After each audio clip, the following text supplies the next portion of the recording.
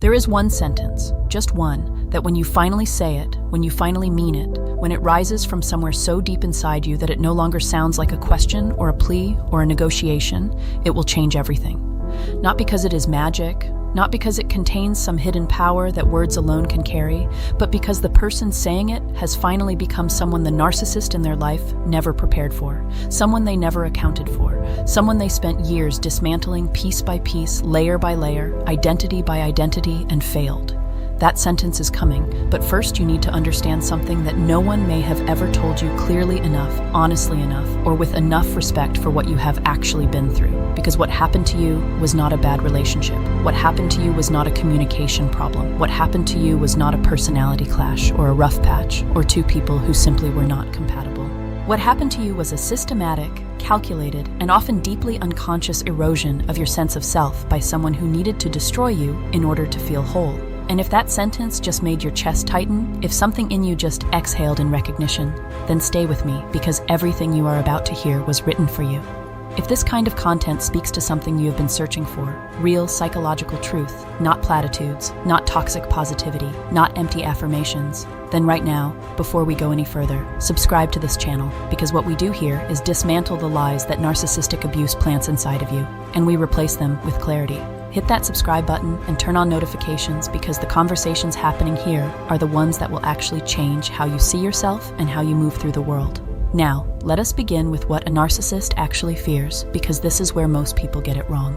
Most people think a narcissist fears exposure. They think if they just tell enough people, if they just document enough incidents, if they just say the right thing in the right moment in front of the right audience, the narcissist will crumble. Most people think the narcissist fears anger. They think that if they finally raise their voice, if they finally stop being so accommodating, if they finally push back with the same ferocity they have been absorbing, the narcissist will back down. And some people, the ones who have been in the deepest stages of the relationship, the ones who have been worn down to something unrecognizable, they think the narcissist fears losing them. They have been conditioned to believe that their value lies in how desperately the narcissist keeps pulling them back.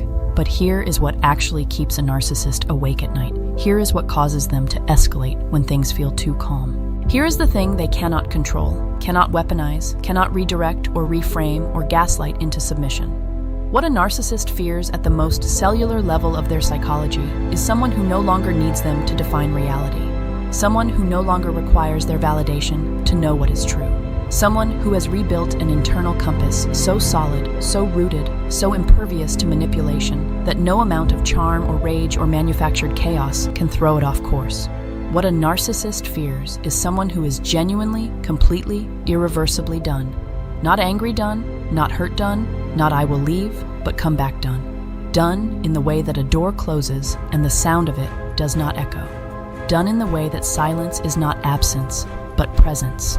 The presence of someone who has finally chosen themselves so completely that there is simply no longer any space for the narcissist to occupy. To understand why that kind of person terrifies a narcissist, you have to understand what a narcissist actually is. And I do not mean the pop psychology caricature, the loud, arrogant, obviously selfish person who brags constantly and takes up all the oxygen in the room. Some narcissists look like that. Many do not. Many narcissists are soft-spoken. Many narcissists are charming, attentive, occasionally generous, and deeply skilled at making you feel like the most important person in the world until you are not. Many narcissists present as the victim in every story, the wounded soul who just needs someone to finally love them correctly. Many narcissists look like the person you fell in love with, the person you trusted, the person you built your life around. What ties them all together, what makes every flavor of narcissism recognizable once you know what to look for, is this: an inability to tolerate the full humanity of another person, a fundamental incapacity to see you as a whole, complex, autonomous individual with needs and feelings and boundaries that matter, independently of how those needs and feelings and boundaries serve or threaten them. You were never a person to them. You were a function. And when you stopped functioning the way they needed you to function, they did not grieve you. They punished you. And if you are sitting with that right now, if something in you is pushing back, because surely that cannot be true of the person you loved, let me ask you something. When did they celebrate your success without making it about themselves? When did they sit with your pain without redirecting the conversation to their own? When did they hear your boundary and honor it? Not because they agreed with it, not because they understood it, but simply because it was yours, and that was enough. I am not asking these questions to wound you. I am asking them because I need you to see clearly, because clarity is not cruelty. Clarity is the beginning of survival. The architecture of narcissistic control is not built overnight. It begins with mirroring. In the early stages of the relationship, the narcissist becomes whoever you need them to be. They reflect your values back at you. They share your interests. They understand your wounds in a way that feels almost supernatural. And this is not always conscious manipulation. Many narcissists genuinely believe they are the person they are performing, at least in those early stages. The tragedy is that what you fell in love with was largely a reflection of yourself. You fell in love with the version of them that they constructed specifically to capture you. And when that mirror began to crack, when the real person began to show through the performance, your brain did something entirely understandable and deeply dangerous. It held on to the original image. It said, this is who they really are. This other version, the cold one, the cruel one, the dismissive one, the one who makes me question my own memory, that is not the real them. That is stress or fear or childhood wounds or something I did. And so the cognitive war began. The war between what you experienced and what you were told you experienced, between what you felt and what you were told you should feel, between who you were and who you were slowly being reshaped into becoming. This is the mechanism psychologists call cognitive dissonance, and it is the cornerstone of narcissistic control. The narcissist does not need to tie you down. They control you through confusion, through the constant oscillation between warmth and withdrawal, between praise and punishment, between moments of breathtaking connection and episodes of baffling cruelty. Your nervous system, the ancient survival-oriented part of your brain that is always scanning for safety, becomes addicted to the intermittent reinforcement. The unpredictability itself becomes the bond, because when someone is inconsistent with you, your brain does not relax into the relationship. It works harder. It tries to solve the puzzle. It monitors, analyzes, adapts, and contorts itself, trying to figure out what you need to do, or be, or say, to get back to that early version of them. And here is the devastating truth about that pursuit. The version you are chasing does not exist. It never existed. What existed was a performance, and you have been auditioning again and again for a role in a story that was never written with your well-being in mind. Gaslighting is the word most people know, but very few people understand how deep it actually goes. The more insidious form of gaslighting is not about specific events. It is about your entire way of experiencing reality. It is the slow, cumulative process by which someone makes you feel that your perceptions are wrong, that your emotions are exaggerated, that your needs are unreasonable, that your memory is faulty, that your intuition is paranoia, that your boundaries are attacks, that your grief is manipulation, that your anger is instability. Over time, you begin to outsource your reality to them. You stop trusting yourself. You stop asking what you think or feel. You start asking what they think, what they feel, what they will accept, what they will allow. You have not gone crazy. You have not become weak. You have been systematically trained to distrust the one organ that was built to protect you, your own mind. If you have felt that, if you have lived that, if you have stood in your own life feeling like a stranger to yourself, unsure of what is real and what has been planted there by someone else, I need you to hear this. That is not who you are. That is what was done to you, and those are not the same thing. There is something in psychology called trauma bonding, and it is one of the most misunderstood phenomena in the entire field of relational psychology. Trauma bonding is a neurobiological process. It is what happens when cycles of abuse and reward, threat and relief, hurt and comfort create a bond in your brain that mimics and in some ways surpasses the bonds formed by consistent love and healthy attachment. Trauma bonding is not a weakness. It is not stupidity. It is not low self-esteem. It is your brain doing exactly what brains do in response to certain patterns of intermittent reinforcement. The research is clear. The bond is real. The chemistry is real. The love is real. Even if the person you gave it to was not capable of receiving it or returning it with integrity. And this is critical because so many survivors of narcissistic abuse are consumed by self-blame. They ask themselves why they stayed, why they went back, why they defended someone who was hurting them. The answer is not that something is wrong with you. The answer is that something very precise happened to your nervous system, and understanding that is not an excuse. It is a foundation. It is the first brick in the wall you are going to build between yourself and everything that tried to erase you. This channel exists for that exact reason, to give you that foundation, brick by brick, with the kind of depth and honesty that actually transforms rather than just temporarily comforts. If you have not subscribed yet, do it now, because the people who stay in this community are the ones who stop circling the same pain and start actually getting free. Subscribe, turn on notifications, and join the thousands of people who are using real psychological understanding to rebuild themselves from the inside out. Now I want to talk about the moment of reclamation, because here is what eventually happens when you have been through enough. When you have done enough reading, enough therapy, enough late nights sitting alone with the truth of what was done to you. There comes a moment, and it is different for everyone, when you stop trying to fix them, stop trying to be understood by them, stop trying to get the apology or the acknowledgement or the moment of genuine remorse that you deserve, but will almost certainly never receive. There comes a moment when you stop needing them to confirm your reality, and you simply step into it yourself. And when that moment comes, something shifts in the dynamic that the narcissist cannot ignore and cannot control. Narcissistic control operates on a very specific fuel source: your emotional reactivity, your hope, your fear, your anger, your love, your desperate need for resolution. As long as you are reacting, even if you are reacting with rage, even if you are reacting with tears, even if you are reacting by fighting back, the narcissist has what they need. They have engagement. They have your energy.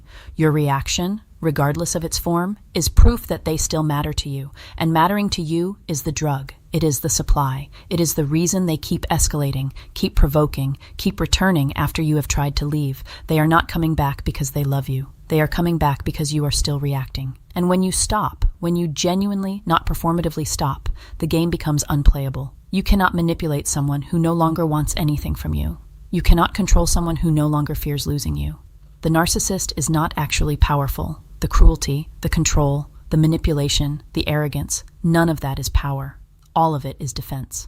All of it is the frantic, exhausting, relentless maintenance of a false self that was constructed, usually in early childhood, to protect a core that feels fundamentally unlovable and unworthy.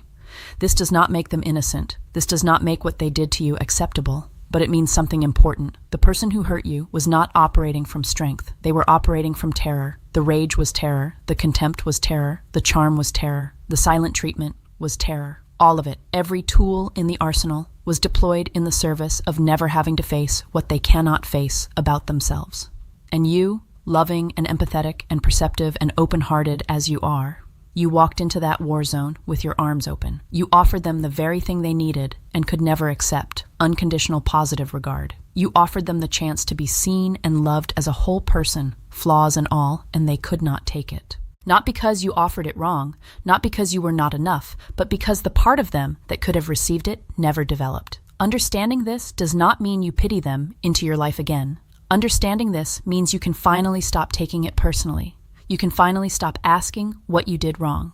You can finally stop looking at yourself through the distorted lens of someone who was incapable of seeing you clearly. You can finally pick up the mirror they shattered and start piecing it back together, knowing that each fragment you recover is not a wound to be ashamed of, but evidence of a self that survived something designed to end it. Now, we come to the sentence, and I want you to notice how we arrived here. Not through a trick, not through revenge, not through drama or confrontation or perfectly crafted words delivered in the perfect moment. We arrived here through understanding, through truth, through the slow, painful, necessary process of seeing yourself and your situation with absolute clarity. Because that is the only place this sentence can come from. If it comes from anger, it has no power. If it comes from hurt, it has no power. If it comes from strategy, it has no power. It only has power when it comes from a place of genuine, settled, unshakable knowing. The sentence is this: I no longer need anything from you. 5 words, or some version of them, delivered without heat, without hope, without anger, without sadness. Delivered from a place of complete internal calm. Not, I am done with you. That still sounds like an ending that required effort. Not, I hate you. That is still a form of intimacy. Not even I forgive you, because forgiveness is not something that needs to be announced to the person being forgiven. It is something that happens quietly inside you, for you, by you, with no audience required. I no longer need anything from you. In whatever words fit your mouth and your truth, the meaning is the same, and the narcissist will hear it, truly hear it, and feel something they have not felt since long before you met them, the particular terror of being genuinely irrelevant. Not dismissed in a way that can be spun into rejection.